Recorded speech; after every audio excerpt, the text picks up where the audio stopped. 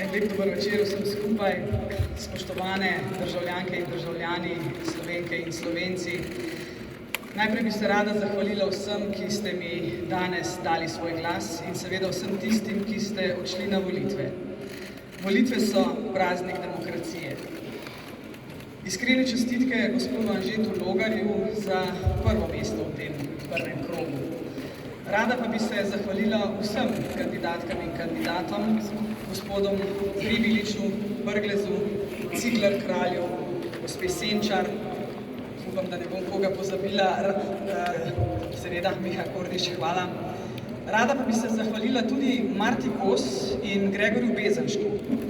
Vsi smo zbrali dovolj poguma in se podali na to predsedniško kampanjo, v to predsedniško kampanjo in prav je, da je izbira velika. To je bistvo demokracije.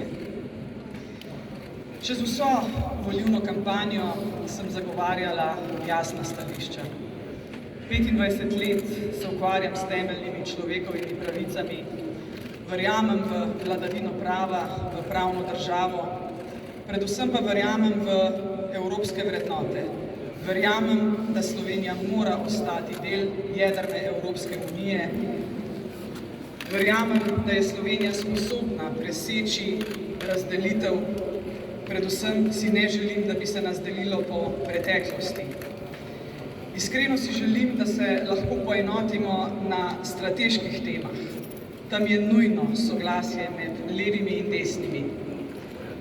Kot nestrankarska kandidatka se bom borila za to še naprej, borila za to, da bodo starejši slišani, preskrbljeni, za to, da bodo mladi želeli ostati v Sloveniji. Uvrstitve v drugi krog sem seveda neizmerno vesela. Naj se na tem mestu zahvalim vsem podpornicam in podpornikom, seveda vsem tistim, ki ste mi na začetku moje poti po 23. juniju, ko sem napovedala vstop v predvolilno kampanjo, namenili svoj glas, da sem sploh lahko kandidirala. Iskrena hvala moji družini, širši, očetu, mami, Maksu, Alešu. Iskrena hvala vsem v volilnem štabu, ki so stali za menoj in verjeli, da je možno uspeti.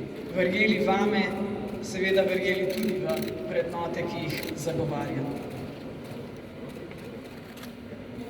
Želim si v drugem krogu prav tako dostojnih soočenj, dostojnega govora, ki smo mu bili priča v prvem krogu volitev. Namreč vsi kandidati in kandidatke smo med seboj resnično spoštljivo komunicirali, vendarle se pa moramo zavedati, da bo v drugem krogu šlo za spopad vrednot.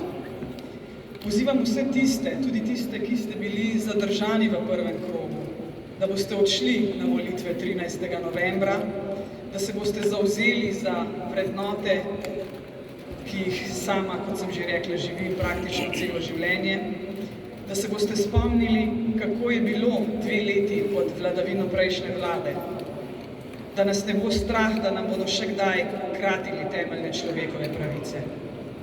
Čas je, da se poenotimo, čas je, da prestopimo tiste bregove, majhne bregove in gremo po skupni poti naprej v Slovenijo in v Evropo, ki ima svetlo prihodnost.